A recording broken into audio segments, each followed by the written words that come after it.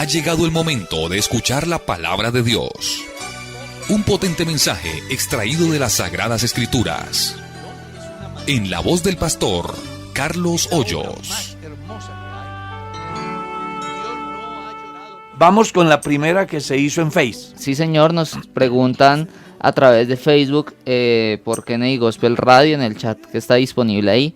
¿Qué significa o qué es la apostasía, pastor? Bueno, bíblicamente, según la primera carta del apóstol Pablo a Timoteo, leemos: pero el Espíritu dice claramente que en los postreros tiempos algunos apostatarán de la fe, escuchando a espíritus engañadores y a doctrinas de demonios. Según este texto, es el Espíritu Santo el que hace saber que en estos tiempos, pues algunos se van a apostatar de la fe, van a renunciar a la fe. Todo por escuchar a doctrinas de demonios. Y él sigue explicando: por la hipocresía de mentirosos, que teniendo cauterizada la conciencia, prohibirán casarse y mandarán abstenerse de alimentos que Dios creó, para que con acción de gracias participen los creyentes y los que han conocido la verdad. Si usted mira bien el capítulo 6, el apóstol dice que en el verso 20: oh Timoteo, guarda lo que se te ha encomendado, evitando las profanas pláticas sobre cosas vanas y los argumentos de la falsamente llamada ciencia, la cual profesando algunos se desviaron de la verdad, de la fe.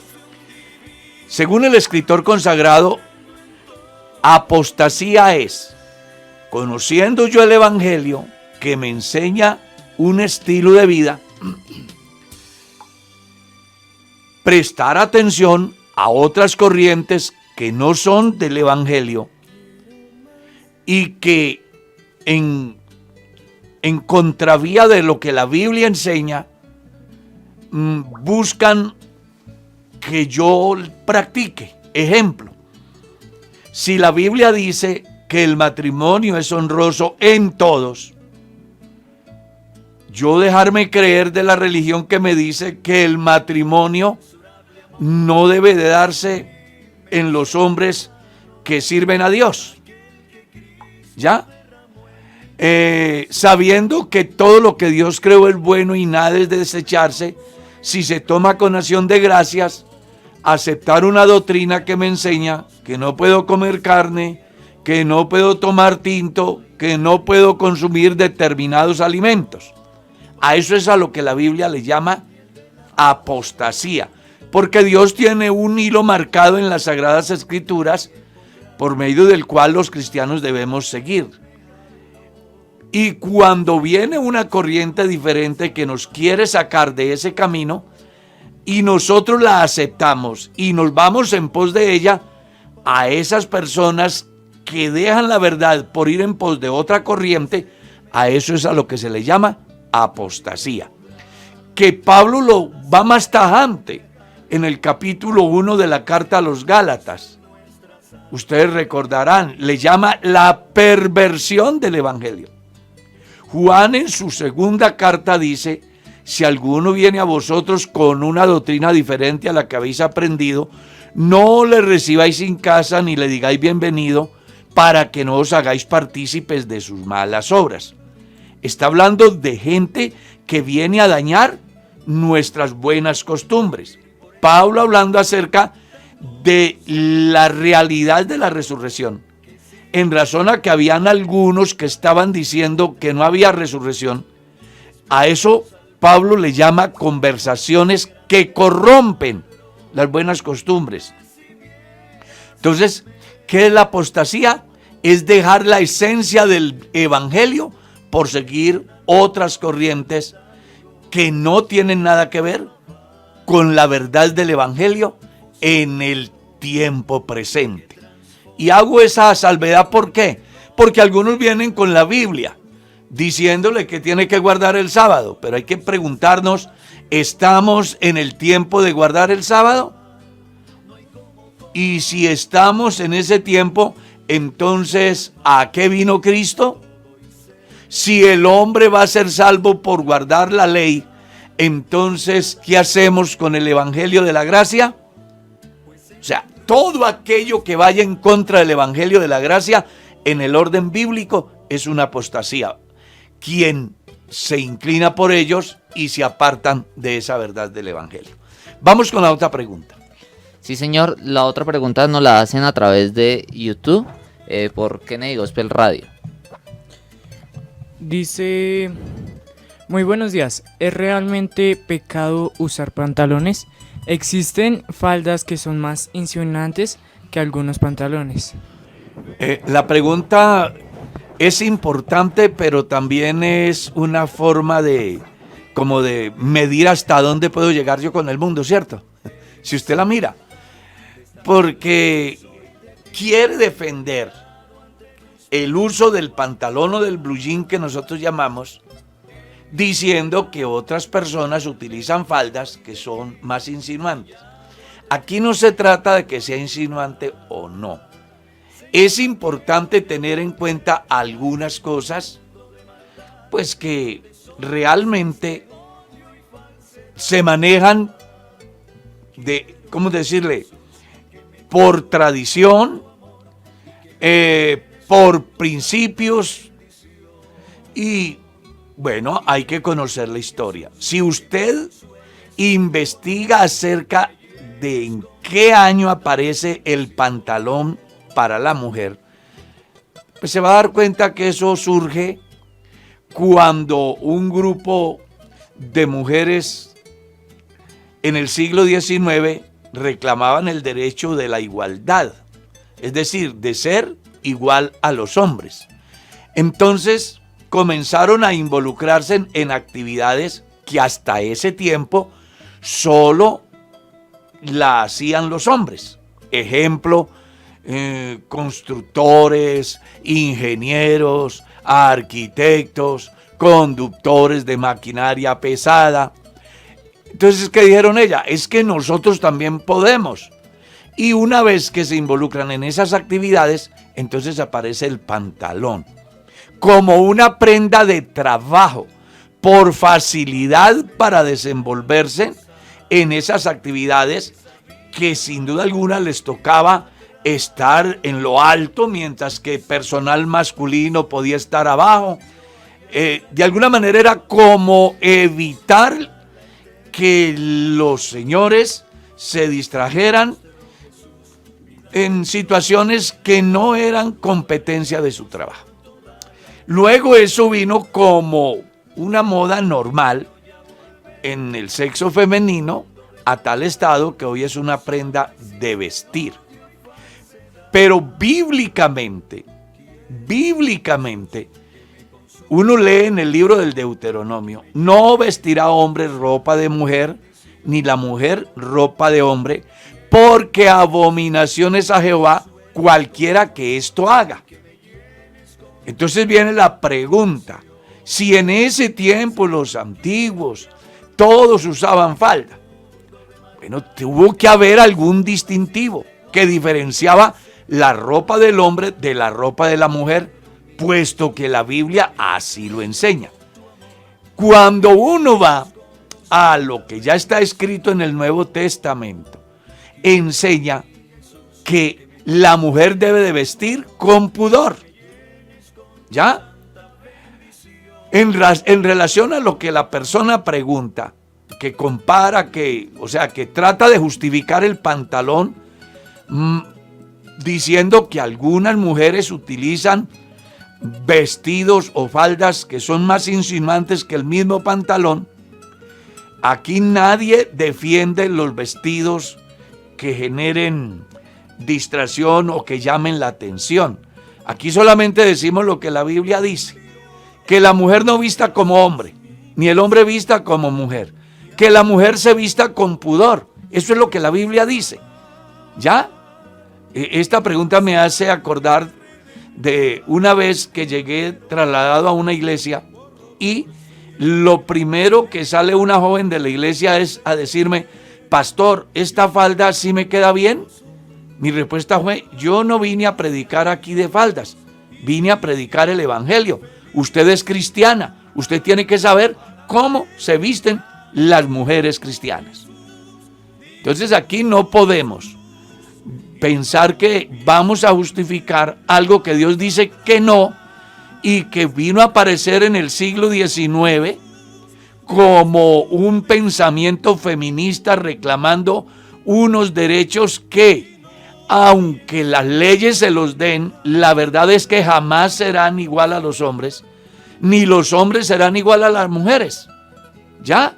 Porque el varón, hasta su ADN dice que es masculino, y la mujer, su ADN dice que es femenino. Entonces, es una discusión que no tiene sentido.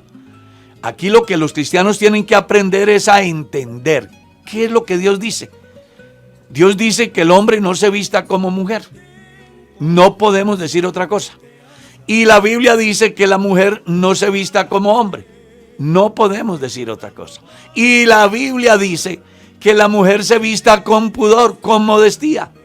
Que se vista como conviene a mujeres que de verdad quieren agradar a Dios. Eso es lo que podemos decir al respecto. Ahora, por aquí hay otra pregunta que me llegó esta madrugada. Dice, ¿es verdad que la multitud de Apocalipsis 7:9 son las personas que se van a salvar en la gran tribulación? Bueno, hay una discusión en relación a ese pasaje. Se las voy a plantear para que ustedes establezcan la diferencia y luego saquen sus propias conclusiones. Es importante comprender que cuando se manejan conceptos, los conceptos son negociables.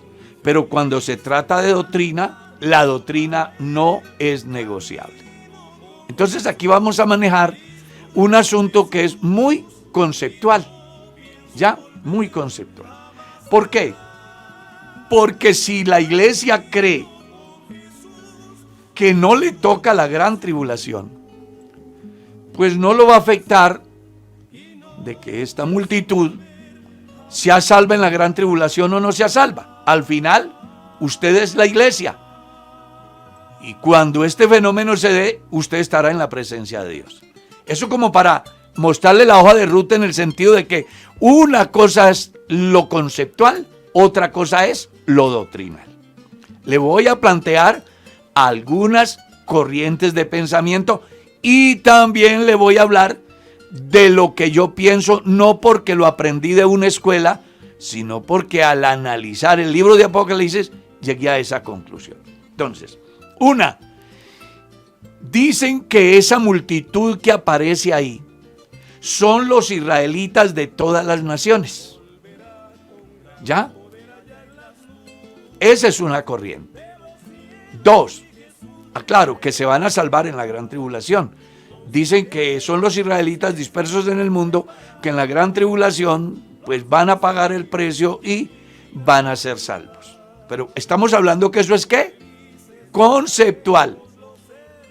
2, algunos cristianos, incluyendo creyentes y pastores de nuestra iglesia, piensan que esa multitud tiene que ver con personas que van a estar en el periodo de la gran tribulación y que en medio de esa persecución van a hacer lo que no hicieron en el tiempo de gracia. Es decir, hacerse morir por causa del evangelio.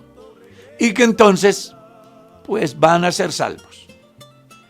Hay otra corriente que dice que los que se van a salvar, según ese pasaje, son las personas buenas de todas las religiones.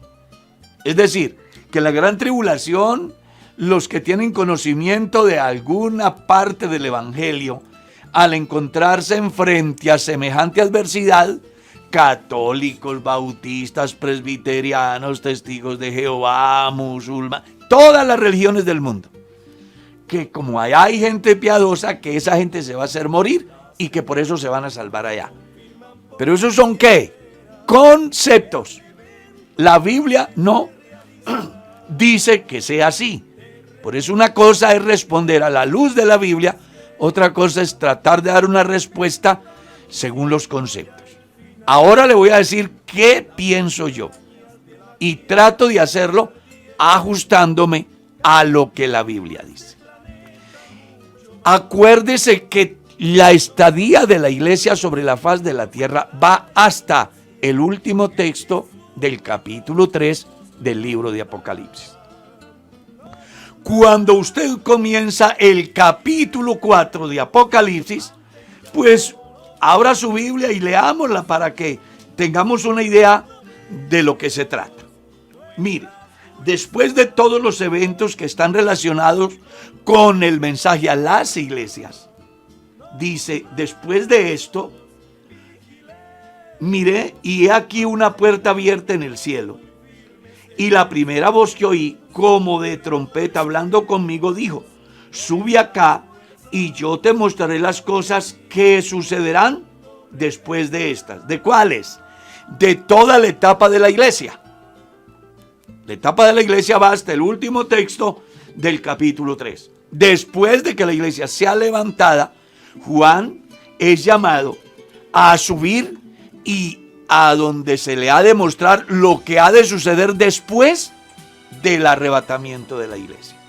Y dice que al instante yo estaba en el Espíritu y aquí un trono establecido en el cielo y en el trono uno sentado, y el aspecto del que estaba sentado era semejante a piedra de jaspe y de cornalina, y había alrededor de él un arco iris semejante en aspecto a la esmeralda. Acuérdese que a partir del capítulo 4, las escenas de la iglesia no son en la tierra, sino que ya serán en el cielo. Porque Juan en el capítulo 4 es tipo de la iglesia en el sentido de que se le dice, ven, sube acá y te mostraré las cosas que sucederán después de ¿cuáles? Después del arrebatamiento de la iglesia. Entonces, una vez que Juan está ya en la presencia de Dios, tiene la cosmovisión de todo lo que se da en el cielo y todo lo que se da en la tierra. Acuérdese que la iglesia vuelve a hacer aparición en el escenario a partir del capítulo 19 del libro de Apocalipsis. Del capítulo 4 al capítulo 19, la iglesia no tiene nada que ver en la tierra. Todo está en el cielo. Pero mientras esos eventos de los cuales disfruta la iglesia en el cielo se dan, en la tierra hay gran tribulación.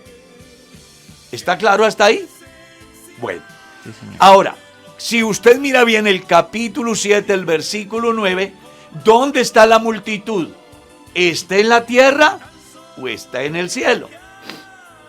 Ahora, en el momento que esa multitud está en el cielo, ¿qué está pasando en la tierra? Es bueno que usted haga esa reflexión.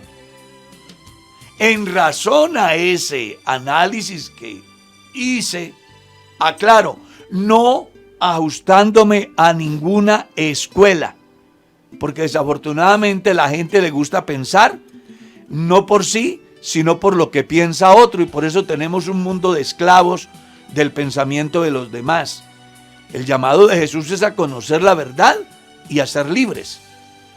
Y uno, cuando depende del pensamiento de los que creen en la predestinación directa y piensan de que esta multitud son los que se van a salvar en la gran tribulación, pues no está pensando por sí, está pensando por lo que piensa gente que tiene una doctrina, entre otras cosas, equivocada. Y cuando uno se deja llevar de los sentimientos, pues también es grave. Entonces, aquí hay que ser objetivos. Aclaro desde mi punto de vista, porque estamos manejando ¿qué? Conceptos. Entonces, desde mi forma de ver, la multitud del capítulo 7, verso 9, no son gente que se van a salvar en la gran tribulación, sino que fueron salvos de la gran tribulación. Es decir, Noé vivió el diluvio, sí, pero ¿se salvó del diluvio? Sí. ¿Quiénes no se salvaron? Los que no entraron al arca. ¿Quiénes serán los que serán salvos de la gran tribulación? Los que creen a Jesucristo, los que se lavan en la sangre del Cordero y han emblanquecido sus ropas, como lo dice Apocalipsis 7:9. Entonces, la multitud del capítulo 7, verso 9, desde mi manera de pensar, ajustándome al orden que aparece en la Biblia, entendiendo que en un mismo tiempo se van a dar dos eventos, uno en el cielo, que es la adoración celestial, que es el cántico de los redimidos, que es recibir los galardones, que son las bodas del Cordero. En ese mismo tiempo que se está dando todo eso en el cielo, en la tierra hay ¿qué? Gran tribulación.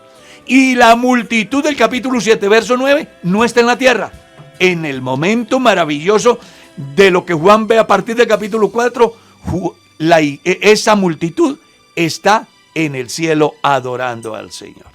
Eso es lo que yo puedo responder acerca de ese pasaje. Espero que le quede claro. Ok, pastor, hay otras preguntas aquí a través de las redes sociales. Vamos con una de Face y otra de YouTube y luego venimos a otra de acá. Sí, señor, vamos a ir con una de Facebook. Y es precisamente acerca de, nos preguntan aquí, acerca de la primera carta de Pedro, el capítulo 3, el verso 19, y el capítulo 4, verso 6, donde nos dicen qué significa cuando dice allí que le predicó a los espíritus encarcelados. ¿Capítulo qué? 3, verso 19. De primera. De la primera carta de Pedro, sí, señor. Ah, ya, sí. Y porque también ha sido predicado el evangelio a los muertos para que sean juzgados en carne según los hombres, pero vivan en el espíritu según Dios, según el capítulo 4, verso 6. Bueno, vamos a leer el pasaje y la Biblia nos va a dar la respuesta. Vamos a leer el verso 18 del capítulo 3 de la primera carta de Pedro. Porque también Cristo padeció una sola vez por los pecados, el justo por los injustos, para llevarnos a Dios, siendo a la verdad muerto en la carne, pero vivificado en el Espíritu. Y en el Espíritu, en el cual también fue y predicó a los espíritus encarcelados. ¿Cuáles? Los que en otro tiempo desobedecieron, cuando una vez esperaban la paciencia de Dios en los días de Noé, mientras se preparaba el arca, en la cual pocas personas, es decir, 8, fueron salvas. El pasaje le está diciendo a usted que Cristo murió una sola vez en la carne, pero que es vivificado en el Espíritu, y en el Espíritu fue que se le predicó a aquellos en los tiempos de Noé. ¿Qué es lo que está diciendo el texto? El texto no está diciendo que Cristo murió y bajó a lo más profundo y hizo un recorrido llegando hasta donde estaban los muertos del diluvio. No, lo que está diciendo es que el Espíritu de Cristo operó en Noé, el cual les brindó la salvación en los días del diluvio a aquella gente que no quisieron creer. Como hoy, el Espíritu de Cristo, a través de los que lo anunciamos hoy, estamos persuadiendo a los mortales de la única posibilidad de salvación. Es bueno que entendamos eso. Es decir, no es que Jesús murió y después de muerto, entonces va a predicarle a los muertos. No. Lo que está diciendo es que el Espíritu de Cristo operó en Noé, el cual fue usado por Dios para advertir acerca del diluvio y brindarle la oportunidad a quienes quisieran entrar en el arca, donde solamente 8 personas entendieron esa verdad. ¿Y el otro versículo cuál es? Capítulo 4, verso 6, pastor, de esa misma primera carta. Dice, porque por esto también ha sido predicado el Evangelio a los muertos para que sean justificados en carne según los hombres, pero vivan en espíritu según Dios. Vea, si usted mira, porque es prácticamente el orden consecutivo del capítulo 3. El capítulo 3, verso 18, habla del sufrimiento de Cristo mediante el Espíritu de Cristo en los días de Noé, obrando en Noé como pregonero para los antediluvianos. Y el capítulo 4 habla del sufrimiento de Cristo. Dice, si Él sufrió, ¿por qué nosotros no debemos también sufrir? Si leemos bien, puesto que Cristo ha padecido por nosotros en la carne, vosotros también armados del mismo pensamiento, pues quien ha padecido en la carne terminó con el pecado, para no vivir el tiempo que resta en la carne conforme a la concupiscencia de los hombres, sino conforme a la voluntad de Dios. Y le aclara a la iglesia: basta ya el tiempo pasado para haber hecho lo que agrada a los gentiles, andando en lascivias, concupiscencias, embriaguez, orgías, disipación y abominables idolatrías. A esto les parece cosa extraña que vosotros no corráis con ellos en el mismo desenfreno de disolución y os ultrajan. Pero ellos darán cuenta al que está preparado para juzgar a los vivos y a los muertos. ¿Qué es lo que está diciendo? Que Cristo va a juzgar a los vivos y a los muertos en razón a que a los muertos ya se les predicó el evangelio como se le predica a los que están vivos. Si lees bien esto, simplemente lo que está diciendo es: todos los que se han muerto se han ido con conciencia de lo bueno y de lo malo. Son inexcusables. Son inexcusables. Entonces, el pasaje lo que le está diciendo es: ni los muertos podrán disculparse, ni los vivos, porque el evangelio se le ha predicado a los que están muertos. ¿Y por qué? Bueno, porque alguna vez estuvieron vivos. ¿Ya? ¿Y a cuáles vivos? A los que en el momento que Pedro está exponiendo su carta. Vamos con la otra pregunta. Muy bien, pastor. Cristian ya nos va a hacer una pregunta que nos están escribiendo por Radio Book. Mientras tanto, yo voy a hacerle una que nos hacen aquí a través de Kennedy Gospel Radio. Y es, hay un lugar donde se predica la palabra del Señor, pero simplemente es un lugar en donde después de que ellos predican la palabra de Dios, otras dos iglesias u organizaciones, denominaciones, hacen también ahí su servicio. Preguntan si eso está bien o está mal la persona. Bueno, eso se da mucho en los lugares donde se presentan dificultades para conseguir una propiedad. Por ejemplo, en Estados Unidos hay lugares donde están los bautistas haciendo el culto, terminan y entran los adventistas y hacen su culto y después otro grupo. Creo que el problema ahí no es el lugar, porque también la iglesia, nos vamos para un coliseo donde hacen, yo qué sé, el festival del despecho, por ejemplo. Esa noche la gente se embriaga, pelean y hasta se matan y se suicidan. Pero a los 8 días la iglesia alquiló ese coliseo. Y el pastor, quien dirige el programa, ¿qué dice? Dios está aquí. Pero no está refiriéndose a las 4 paredes. Es que la gente tiene que sacarse de la cabeza el concepto de que la iglesia son 4 paredes. La iglesia es cada uno. Y usted puede adorar a Dios en cualquier parte según el momento. Es decir, si en un coliseo o en un estadio están jugando un partido de fútbol, terminó la competencia deportiva y luego viene la convención, ¿han visto a Dios obrar en los eventos, en los coliseos, en las convenciones? ¿Y cuál es la respuesta? Sí. Y entonces, ¿está malo hacer el evento en un lugar de esos? No, son las circunstancias que nos lleva a hacerlo. Entonces, supongamos que yo estoy en Bogotá y estoy comenzando la obra de Dios. No tengo cómo pagar un mes completo de un local y tampoco tengo cómo comprarlo. Pero hay una iglesia que se llama, yo qué sé, luterana, bautista, inclusive católica, así como suena. Y el líder de esa comunidad me dice: pastor, pues como ustedes no tienen dónde hacer el culto, yo les alquilo o les facilito el escenario para que ustedes hagan su culto. Yo creo que no va a haber ningún problema, porque el lugar no es lo que hace que el culto sea agradable a Dios, sino mi propia dedicación al Dios a quien yo adoro.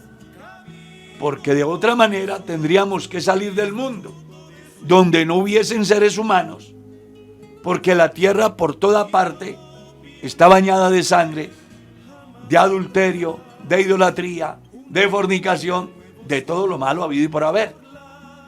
Que la iglesia, en aras de tener un lugar apropiado, pues nos hemos esforzado y hemos ido adquiriendo locales, propiedades, que no son iglesias, son locales de predicación, porque la iglesia es cada creyente. La iglesia la conformamos los miembros que nos reunimos. Que el edificio no es el templo, porque el único templo es el que construyó Salomón. Eso es lo que podemos decir. Ahora, yo conozco creyentes que de salón de predicación tienen el salón comunal del sector, y ahí hacen una parranda esta noche y mañana al pastor le toca hacer la escuela dominical. ¿Cierto? Eso, que no lo dejaron hacer el culto ahí. Hablen con el pastor Ramiro. Hoy está en el salón comunal y mañana le toca hacerlo en un potrero. ¿Qué vamos a hacer? La meta nuestra no es darle lugar o honor o honra al sitio, sino más bien al que nos dio la vida, al que nos salvó por su gracia. ¿Ya? Que si es bueno tener la propiedad, es lo mejor. Pero que si no podemos, pues ¿qué vamos a hacer? Jesús se predicaba en las sinagogas, porque no habían lugares adecuados para el cristianismo. Entonces él predicaba en las sinagogas. Pablo predicaba en las plazas de mercado. Dígame que no hay en una plaza de mercado. Hay de todo. Entonces aquí lo importante no es el lugar, sino quienes hacen el culto y a quién se lo hacen. Vamos entonces con otra pregunta. Esa es de YouTube. Sí, señor. No, pues entonces déjeme, yo respondo porque han respondido. Ah, sí, hagámosla. De Radio Pub, listo. La persona pregunta que si es válido el matrimonio civil ante los ojos de Dios. Sí, es válido. Lea lo que dice Primera de Corintios capítulo 7 y Romanos capítulo 7. Y lea lo que Jesús hace mención en el capítulo 19 del Evangelio según San Mateo. Acuérdese que el matrimonio es de ley.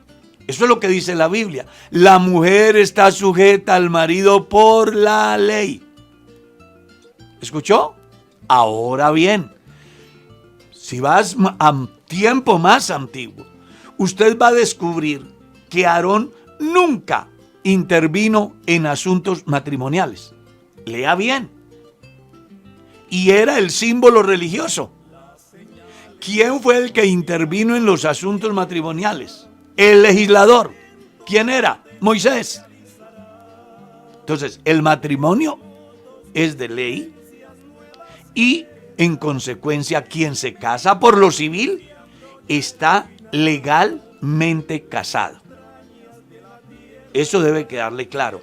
Si usted se casó por lo civil, si usted se casó por la religión católica, si usted se casó en la iglesia por medio de un pastor que tiene autoridad para celebrar ceremonias matrimoniales con efectos civiles, usted está casado. Y si usted se casó por lo católico y no registró su matrimonio en la notaría, no importa, usted está casado porque hay testigos y su misma conciencia dice que se casó. Y además hay un documento que dice que está casado. Lo que usted tiene que hacer es protocolizar eso ante el estado civil, que es la notaría. Espero que le quede claro. Aquí hay otra pregunta. Si yo quiero ser pastor, ¿cuáles son los requisitos? Una persona quiere ser pastor y está preguntando cuáles son los requisitos.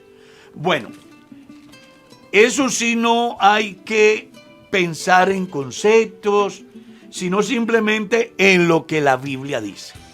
Eso es lo bonito cuando uno puede responder Lo que está escrito. lo que está escrito.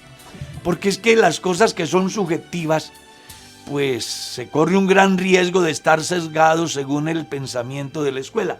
Pero aquí la escuela es el Espíritu Santo a través de los apóstoles.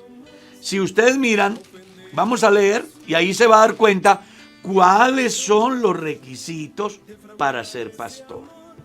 Palabra fiel, capítulo 3 de la primera carta del apóstol Pablo a Timoteo. Les aclaro, Pablo escribe la carta a Timoteo porque Timoteo es el pastor que está orientando, dirigiendo a la iglesia en Éfeso, y no solamente a la iglesia, sino al pastorado en Éfeso. Cuando esta carta se escribe, ya la iglesia en Éfeso es multitudinaria, hay muchos pastores. Y entonces aquí lo que Pablo está buscando es instruir a Timoteo para que tenga en cuenta cómo se debe de seleccionar las personas que aspiran al santo ministerio. Y le hace saber cuáles son los requisitos. Palabra fiel. Si alguno anhela obispado o ministerio o pastorado, buena obra desea. Pero es necesario que el obispo sea irreprensible, que marido de una sola mujer, sobrio, prudente, decoroso, hospedador, apto para enseñar, no dado al vino, no pendenciero, no codicioso de ganancias deshonestas, sino amable, apacible, no avaro, que gobierne bien su casa, que tenga a sus hijos en sujeción con toda honestidad. Pues el que no sabe gobernar su propia casa, ¿cómo cuidará de la iglesia de Dios? No un neófito, no sea que, dice, no un neófito, no sea que envaneciéndose caiga en la condenación del diablo. También es necesario que tenga buen testimonio de los de afuera, para que no caiga en descrédito y en lazo del diablo. Esos son los requisitos de los cuales Pablo le dice a Timoteo que debe de reunir las personas que quieran ser verdaderamente ministros de Dios. Y hay un sinnúmero de cosas importantes que, si usted se detiene, pues va a encontrar que para ser pastor no es tan fácil. Además, si hablamos en el tiempo de hoy, el pastor hoy le exigen nuestra organización antecedentes disciplinarios, porque también la historia dice que algunas personas llegaron al evangelio, dieron frutos dignos de arrepentimiento, Dios los perdonó, les dio el Espíritu Santo, les dio talento, dones, pero ellos tienen una deuda con la sociedad. Entonces, hasta que no salden esa deuda con la sociedad, no podrán ser pastores. Por eso la iglesia pide los antecedentes disciplinarios. Además, la iglesia le exige hoy, como mínimo, debe de ser egresado del Instituto Bíblico Pentecostal. Y para el Distrito 28, los aspirantes al ministerio, aparte de ser bachilleres, de ser egresados del Instituto Bíblico, deben de haber cursado la escuela Esdras. ¿Por qué? Porque se requiere que quien ejerza el ministerio sea un hombre idóneo en valores y también en conocimiento, que sea una persona que tenga autoridad espiritual, autoridad moral y autoridad en la doctrina, para que así pueda desarrollar un ministerio completo que supla las demandas de la sociedad y sobre todo que agrade a Dios en el ejercicio en el cual Dios le ha puesto. Espero que también esa pregunta haya quedado resuelta. Vámonos ahora con la otra. Sí, señor, vamos a hacer otra pregunta. Bueno, de antemano ofrecerles excusas porque a veces hay preguntas que no alcanzamos a hacer por diferentes razones. Uno, porque quizás no, ¿cómo explicarlo? Que a lo mejor ya se le ha dado respuesta. Ya se le ha dado respuesta en otro programa. Y o que una de las que se dan acá resuelven 3 o 4. Y también porque nuestro chat de Facebook nos va sacando como algunas preguntas o algunos comentarios mejor, y no alcanzamos a leerlas. Entonces hay una que nos hacen aquí y es una pregunta, pastor. Hay una servidora del Señor que un día se apartó del camino, pero tiempo después se reconcilió. Al regresar esta persona, ¿puede volver a ser servidor normalmente? Sí. Según el libro de Ezequiel capítulo 18, enseña que si el impío se apartare de la impiedad e hiciere según la justicia, los actos de impiedad que hizo no le serán tenidos en cuenta. Por la justicia que haga, por ella vivirá. Hay ejemplos en la historia de la iglesia moderna. Hoy, cuando hablo moderna, no hablo de una iglesia mundana, sino de una iglesia del siglo XXI. Ejemplo, nosotros. Conocemos casos de hermanos que por alguna circunstancia tuvieron algún tropiezo en la vida, pero les pasa lo del hijo pródigo. Regresan arrepentidos, el Padre Celestial los está esperando con los brazos abiertos, le da un nuevo vestido y le restituye todos sus derechos. Vamos con la otra pregunta. Claro que sí, pastor. Esta la hacen por YouTube en el canal de Radio IPUC. Dice: Dios les bendiga, mis amados. Yo tengo una pregunta para el pastor. ¿Qué opina usted de la adopción de la música trinitaria y de su uso en la IPUC? Le ruego en el Señor Jesucristo me responda.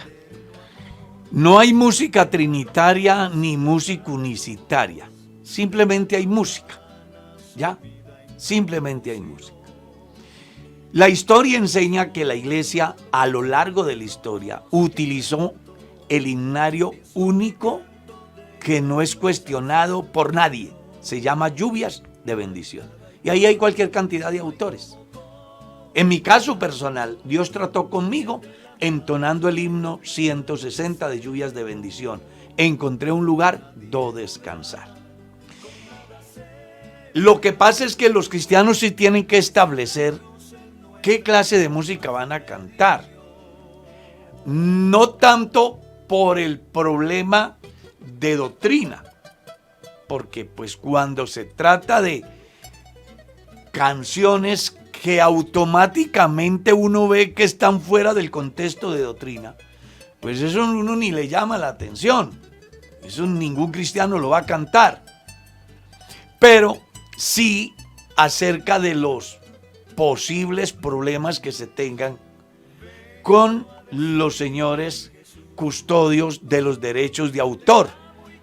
Entonces hay inclusive música de creyentes de nuestra iglesia que no podemos cantar, porque los hermanos han registrado sus derechos ante un ente que defiende los derechos de autor. Entonces, si los cantamos, pues metemos en un problema a la iglesia. ¿Ya? Ahora, hay otra cosa que también hay que tener en cuenta con relación a la música, y son los géneros. Hay géneros que realmente dejan mucho que desear, y que en la medida que el cristianismo se ha ido volviendo neopentecostal, entonces vamos permitiendo que se incursione dentro de la iglesia una música que realmente no es música, es ruido, simplemente ruido. Entonces es bueno entender eso. La música en lo posible debe de ser, o en lo posible no, tiene que ser música que adore a Dios y que quien lo haga para Dios.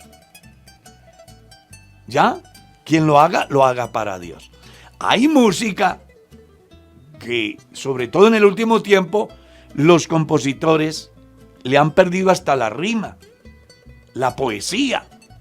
Todo eso se ha perdido, porque a la gente lo que le gusta es vender, ser el artista actual. Han secularizado la música y la han hecho los que no conocen a Dios y los que dicen por ahí que conocen a Dios. Pero que cuando uno los ve y mira sus composiciones, uno dice, venga, no tienen ningún mensaje, no tiene ningún sentido. Hay canciones que no mencionan al Señor Jesús. Hay canciones que no alaban a Dios. Y son es que cristianos los que los cantan. Y los creyentes consumen. Eso no es nada. Entonces, un cristiano debe saber seleccionar la música que de verdad agrade a Dios. Vamos con otra pregunta aquí. Sí, señor. Voy a Creo ver. que la tiene usted. ¿Sí? Porque aquí hay otras preguntas en el Face. Pero vamos a responder esta y nos vamos porque el tiempo se fue. ¿Por qué no está en la Biblia el libro de Enoc si Judas hace mención de él? Bueno, les hago saber que el libro de Judas, en la única iglesia que fue aceptado como canónico, fue en la iglesia ortodoxa etíope. Los etíopes ortodoxos fueron los únicos que reconocieron este texto como sagrado. De resto, ni Jesús, ni los discípulos, ni la iglesia a lo largo de la historia lo han reconocido como sagrado. Y es que tiene razones, más allá de que Judas haya hecho alusión a un pasaje de Enoc, pues es interesante entender o tratar de que usted entienda por qué el cristianismo nunca lo aceptó. Siempre se mira el contexto histórico. Si el libro de Enoc es intertestamentario y aparece que fue Enoc el que lo escribió, ¿por qué los discípulos, por qué Jesús no hizo alusión a él?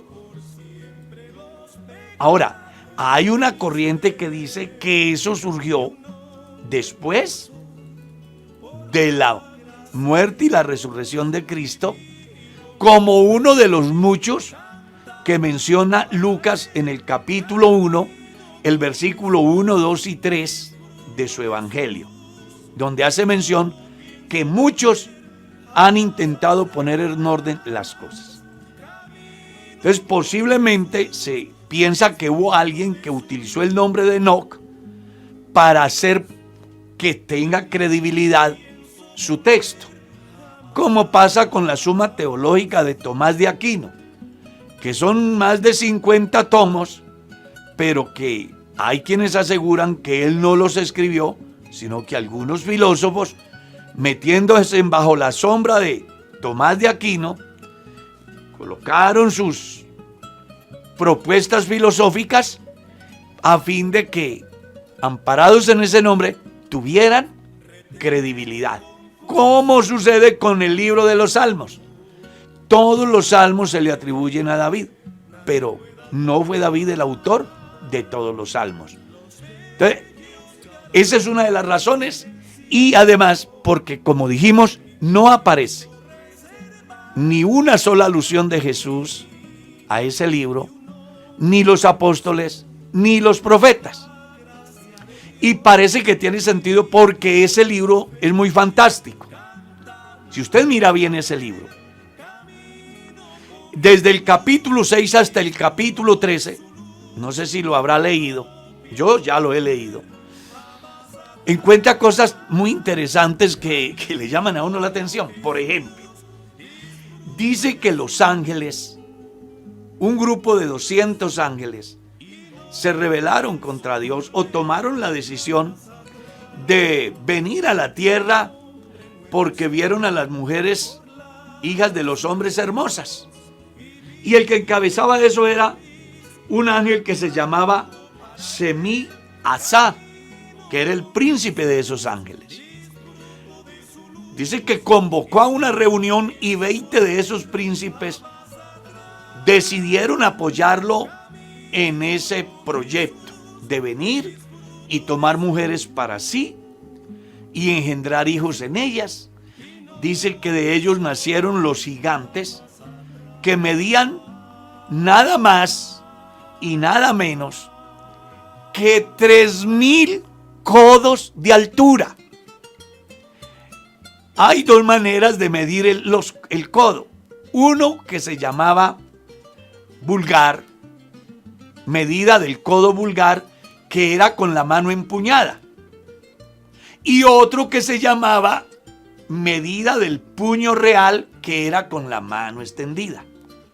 Entonces, se dice que el puño de la mano extendida mide entre 50 y 55 centímetros. Multiplique 3.000 por 55 y eso le da algo así como 165 metros. O sea, eran, claro, desde la fantasía que menciona el libro de Enoc. Imagínese, 165 metros. Suponga que fuera de medida del puño vulgar. 140, 145 metros. O sea que es un edificio, una cosa bestial. Y dice que eran tan grandes que asolaron la tierra, acababan con todo lo que encontraban. Inclusive llegaron a convertirse en devoradores humanos. Y eso pues provocó, según dice la fantasía esta, que los pocos humanos que quedaban clamaran y que entonces un grupo de ángeles como Miguel, Gabriel y otros fueran a interceder por los habitantes de la tierra ante Dios y él desde allá enviara una embajada angelical, los cuales tenían autoridad de encarcelar a algunos, de destruir a otros. En fin, eso es una película realmente. Creo que un buen actor de ficción podía desarrollar una muy buena película del libro de Enoc.